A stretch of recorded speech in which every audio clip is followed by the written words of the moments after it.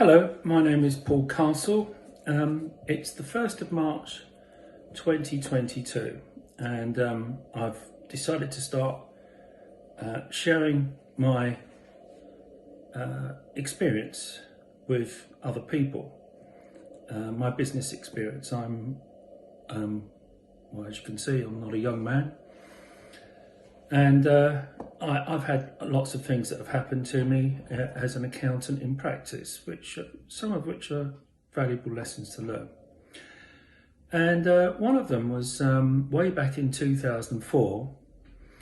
I signed an agreement with a business partner, which I regretted because it gave my ex-business partner the right to take back all of the clients that he'd sold me. And the way he'd done that is it sounded like a really good contract, but unfortunately there was a seriously dodgy, highly legalistic clause in the contract which enabled him to take back the clients with impunity. Yeah, and this is when I learnt this term called caveat emptor. I'd heard of it before, I knew about it in contract law, but I found out in practice what it really means, which is it's just a fancy way of saying let the buyer beware. I wasn't acting appropriate at the time. Now, when I think back, many of the decisions I've made based upon my gut, and most of them have been very good ones.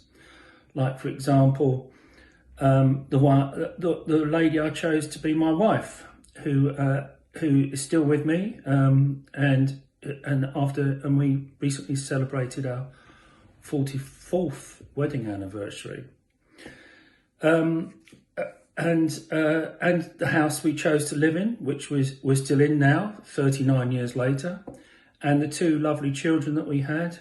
We chose to have them when we chose to have them, and they've turned out to be lovely kids, which we love, and we've got grandchildren now as well. So all of those decisions were based upon my gut instinct, and my gut didn't let me down. However, sharing an office with somebody for 12 years who I thought was almost like a father figure, who I loved as a father figure, unfortunately, my gut instinct let me down in that situation. Because I trusted him. I signed the contract only to discover he was a rogue, and there's no other way of putting it.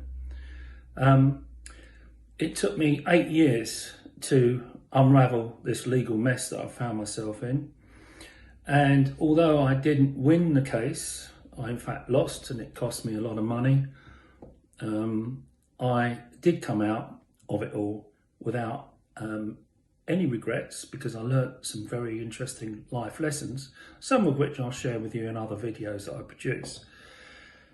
I think the most important one I learnt is that when you're in business, you should not just trust your gut.